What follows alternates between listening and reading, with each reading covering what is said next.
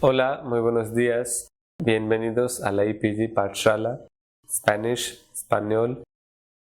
Estamos en el paper 15 que se titula La cultura y la civilización de América Latina, primera parte.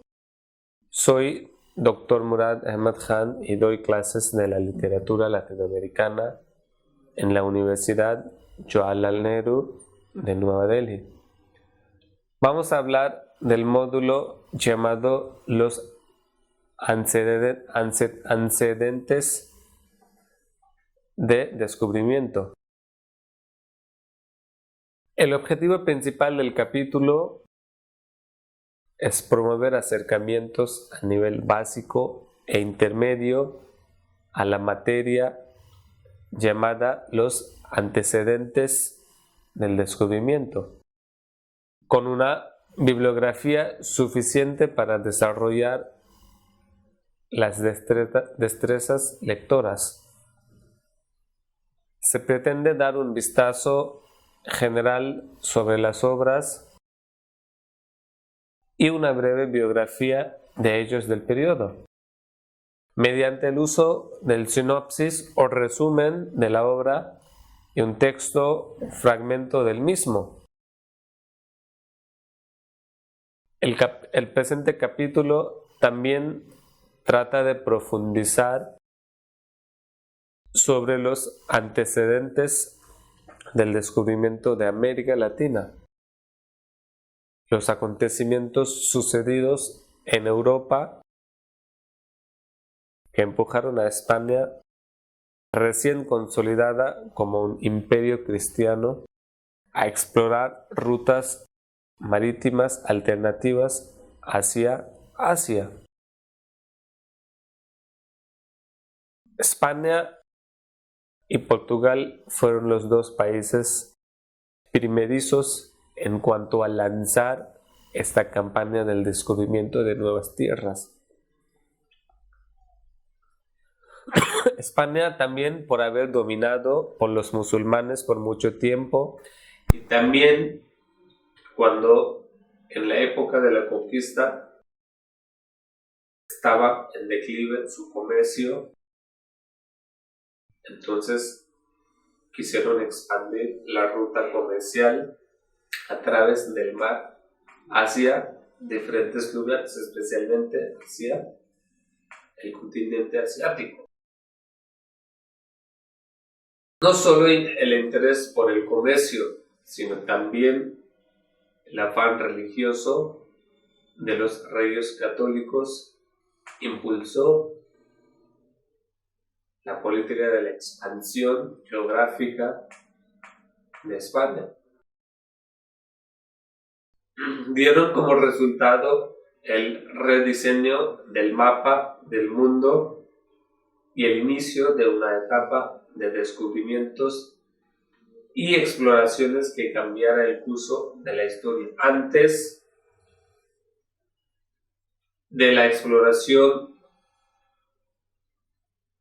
empezada por los españoles y portugueses e italianos también, no existía estos tipos de exploraciones aventureras para buscar, para explorar y para lanzar a las nuevas tierras, especialmente nunca a través de la ruta marítima. La península ibérica en víspera del descubrimiento. La península ibérica hasta el siglo XV había albergado a personas pertenecientes a diferentes religiones y razas: celtas, africanos, negros, romanos, fenicios, moros, godos, árabes, judíos y muchos otros. Todos ellos formaron parte de la cultura ibérica durante siglos, pero en un principio fue parte del Imperio Romano, El Imperio Romano, que era uno de los imperios más potentes de las civilizaciones existentes antes. Más adelante, los árabes entraron en la península cruzando el estrecho de Gibraltar y comenzaron a extender su imperio en la península. Tras derrotar a los visigodos en el año 711. Fue un año importante tanto para los españoles como para los musulmanes. Los musulmanes empezaron con la política de la expansión islámica religiosa por la ruta de los Marruecos, cruzando la ruta marítima y llegar hasta el sur de España, el sur de actual España. Y también para los visigodos, que fácilmente fueron derrocados por los árabes. Los árabes que estaban en el auge y estaban en una agresiva campaña de la expansión religiosa islámica por todo el mundo. Los árabes conquistaron gran parte de España y la sostuvieron durante siglos. Durante el reinado musulmán, España llegó a ser un gran centro cultural. Por ejemplo, los textos orientales llegaron a la península debido al esfuerzo de los musulmanes.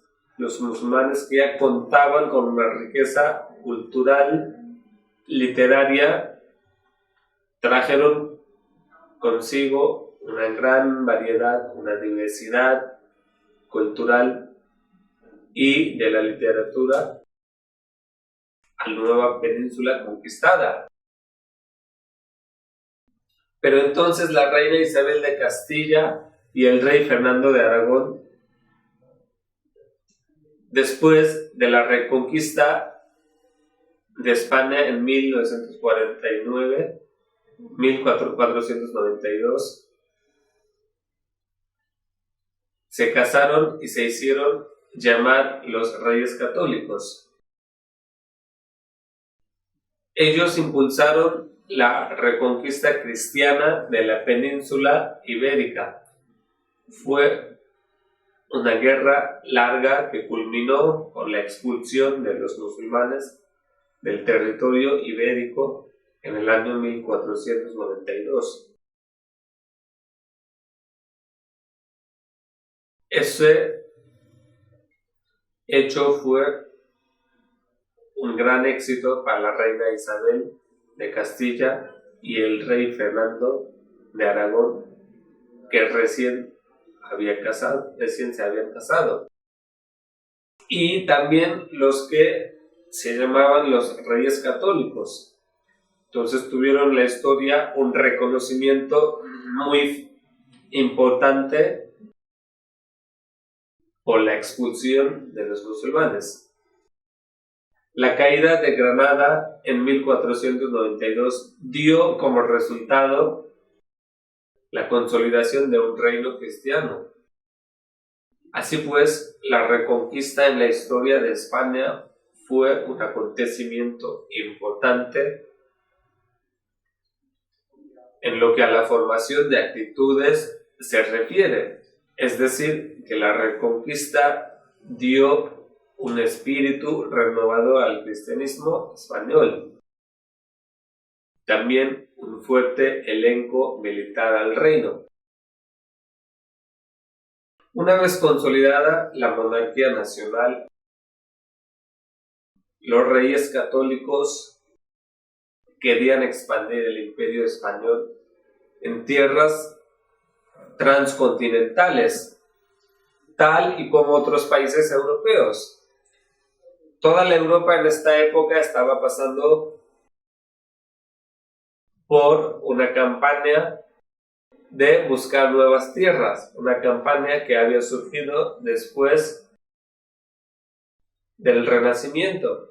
El Renacimiento dio nacimiento al conocimiento y a nuevas ciencias que habían descubierto los grandes intelectuales del Renacimiento de Europa, especialmente de Italia, de España y de Portugal.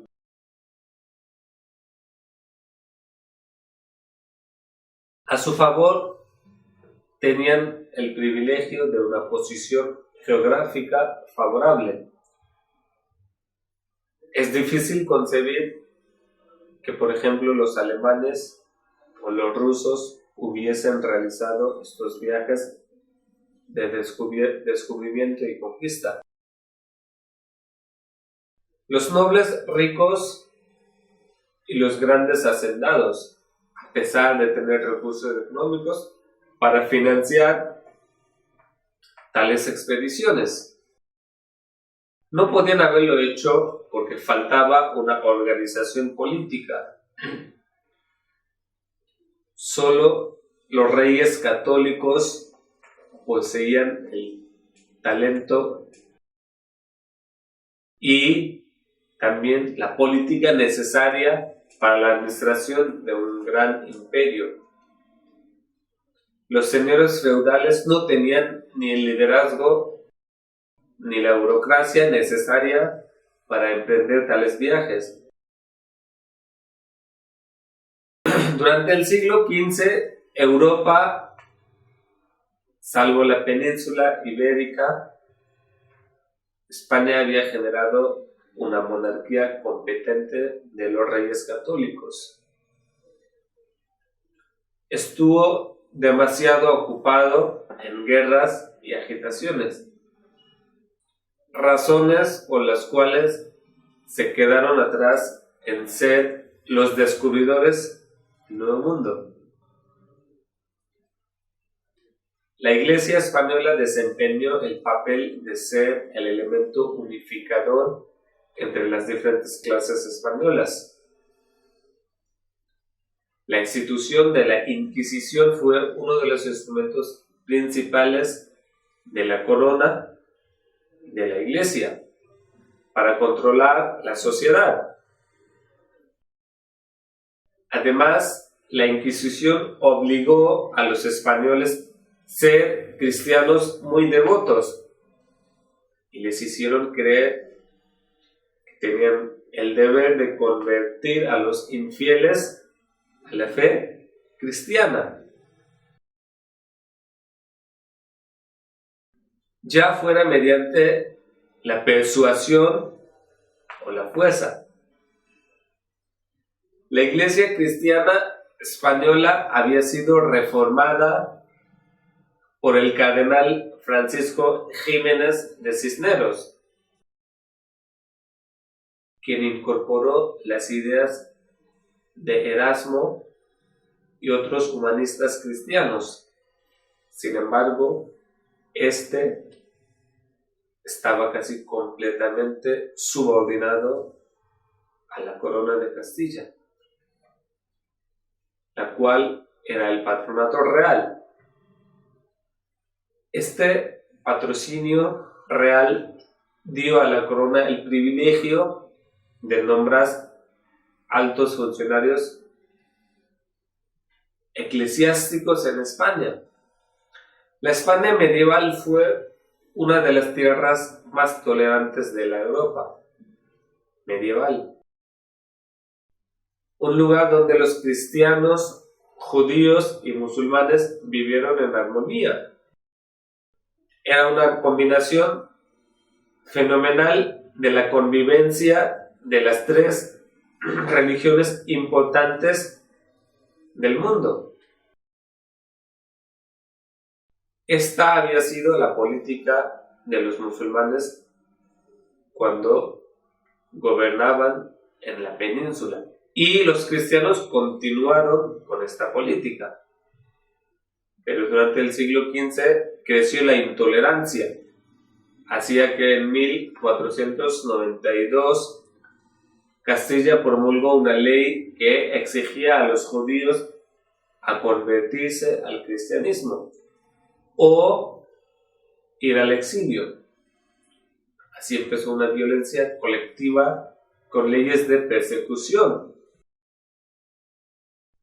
Los cristianos venían a los musulmanes cada vez más como un problema y finalmente también fueron obligados a convertirse al cristianismo o a abandonar la península. La corona española y con ella todo el pueblo empezó a creer que la lealtad a la monarquía y al Estado necesitaría una religión oficial. Los militares españoles eran formidables, creían que fueron enviados por Dios para luchar en su nombre contra todos los que no creían en él. Por otro lado, el príncipe Enrique, apodado de navegante, apoyó a los marineros portugueses en la navegación marítima para explorar el vasto océano Atlántico. Los marineros portugueses ya estaban en las Islas Canarias hacia 1424 y en 1445. Ya habían explorado hasta las Azores. Ellos exploraban la costa de África en busca de comercio y esclavos. Durante mucho tiempo ellos mantendrían el monopolio del comercio de esclavos entre África y Europa. Al mismo tiempo, también procuraban encontrar una ruta marítima para Asia. Y comercio marítimo y terrestre entre Europa y Asia. El comercio entre Europa y Asia tuvo lugar mediante rutas marítimas y terrestres, pero en ambos casos los comerciantes europeos tenían que buscar apoyo de intermediarios para conseguir los productos procedentes de Asia. Entre los más importantes estaban el oro, las joyas, la seda, los perfumes y especialmente las especias, pimienta, clavo, canela y nuez moscada. Eran las especias favoritas de los europeos. Los intermediarios en su mayoría eran musulmanes y los comerciantes europeos tenían que llegar a las ciudades del norte de África o del sudeste de Asia. Esta zona era conocida como el Medio Oriente. Las grandes ciudades del Medio Oriente eran Alejandría, Constantinopla, Damasco y Bagdad. Y se podía llegar a Alejandría, Constantinopla y Damasco directamente desde el mar Mediterráneo. Esta zona se encontraba en la encrucijada entre Europa y Asia. En este cruce los comerciantes europeos intercambiaban sus mercancías que traían desde Europa con los bienes de los comerciantes de Asia. Los comerciantes europeos tenían que pagar mucho más para obtener productos de Asia debido a los intermediarios. De allí la búsqueda de una ruta directa. Algunas zonas se enriquecieron mucho con este comercio, como por ejemplo las dos ciudades italianas, Venecia y Génova.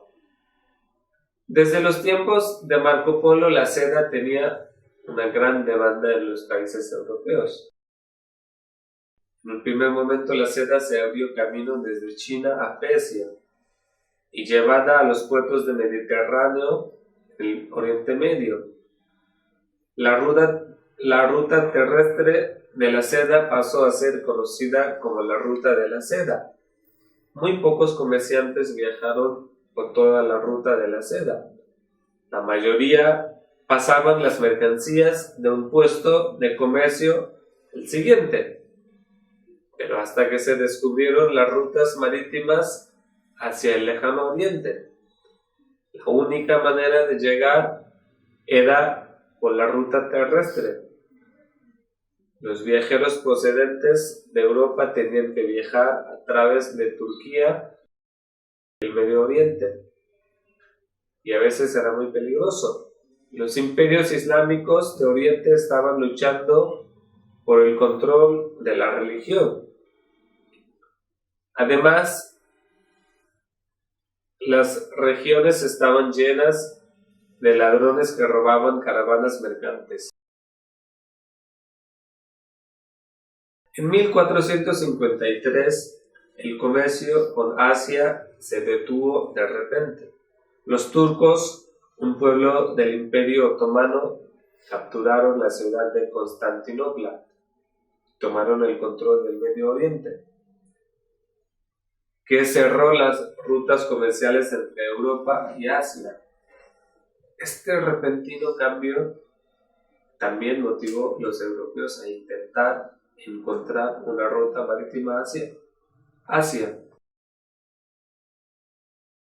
Se ha hablado de Venecia y Génova, dos ciudades italianas en el mar Mediterráneo. Pues bien, durante el siglo XV estas ciudades se habían enriquecido mucho mediante el comercio desde el lejano oriente. Los comerciantes italianos recogían las mercancías procedentes de Extremo Oriente en los puertos del mar Mediterráneo y después las transportaban a otros puertos europeos, donde vendían los bienes para obtener grandes beneficios.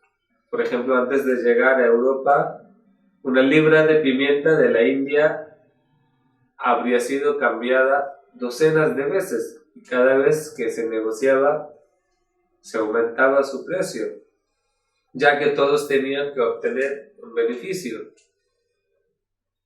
El impacto de la caída de Constantinopla en el comercio europeo. Hubo muchos efectos económicos tras la caída de Constantinopla. Antes de la caída de Constantinopla, la economía bizantina se había reducido gravemente, pero después de la captura de la ciudad en 1453, la actividad económica revivió en Constantinopla y lo que en ese momento había pasado a ser posesión turca.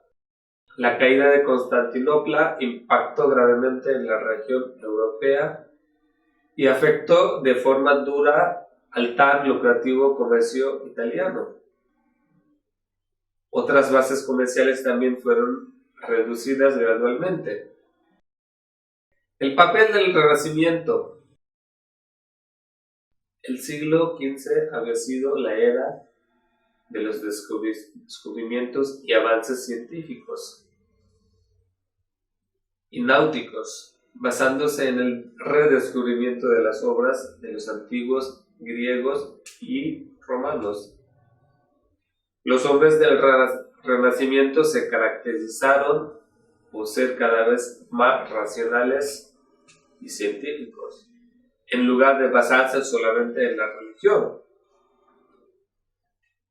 El Renacimiento, en general, rechazó el antiguo concepto de colectivismo.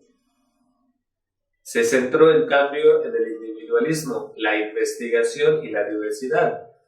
La meta de un hombre renacentista no era ser un monje que sirviera únicamente a Dios, sino ser un hombre virtuoso, capaz de hacer todo bien.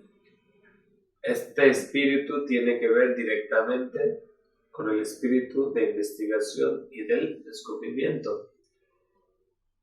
Durante este periodo también hubo una monarquía nacional que resultó en la formación de un Estado moderno. Antes, los territorios eran gobernados por grandes terratenientes, cuyo deber era gobernar y proteger a sus vasallos, exigiéndoles lealtad y el pago de impuestos. Por otra parte, en aquella época, la institución más poderosa era la Iglesia, Su influencia impregnaba todos los aspectos de la vida medieval. Su dictum era considerado el estándar y las personas lo respetaban sin dudarlo. Los avances tecnológicos. Los avances tecnológicos también desempeñaron un papel muy importante en el descubrimiento del Nuevo Mundo. Los instrumentos de navegación fueron mejorados, contaban con algunos nuevos, como el astrolabio, mapas mejoradas, brújulas, patrones de vela, mejores maderas, etc., que facilitaban la navegación marítima. La invención de nuevas tecnologías ayudó mucho a los nuevos exploradores. Inventos tales como el codaste del timón, inventado en China, para revelar la dirección, velas latinas para navegar en cualquier dirección, el astrolabio para medir la distancia y la latitud media del Sol o de las estrellas sobre el horizonte, el compás magnético, también un invento chino, para averiguar la dirección cuando no se alcanza a ver la Tierra, el sextante para poder viajar sin perderse, o por último, una carabela de 3 mástiles, lo cual quiere decir salas de carga más amplias y velas más grandes. Antes de finales del siglo XV, el comercio estaba restringido por tierra, así que las rutas de viaje también sirvieron como una ruta comercial.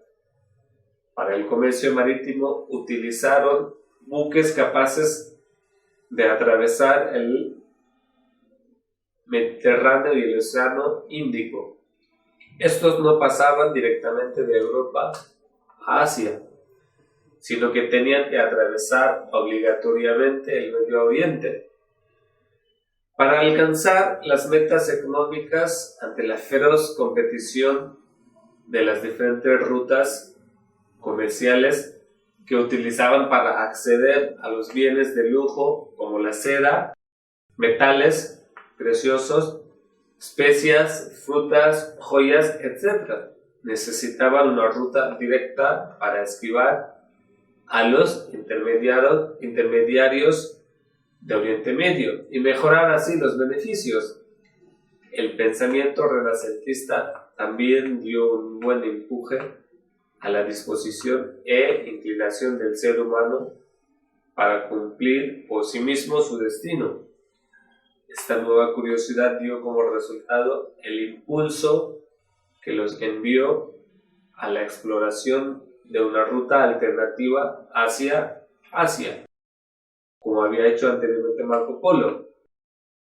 Portugal impulsó la exploración marítima bajo el reinado del príncipe Enrique. Su ubicación estratégica en la frontera atlántica de Europa le ayudó a explorar las costas de África. Además, Portugal desde hacía tiempo mantenía relaciones comerciales con las naciones musulmanas y por eso motivo también casi monopolizó el comercio de esclavos africanos entre Europa y África. Portugal también había experimentado una larga serie de guerras navales con los turcos otomanos.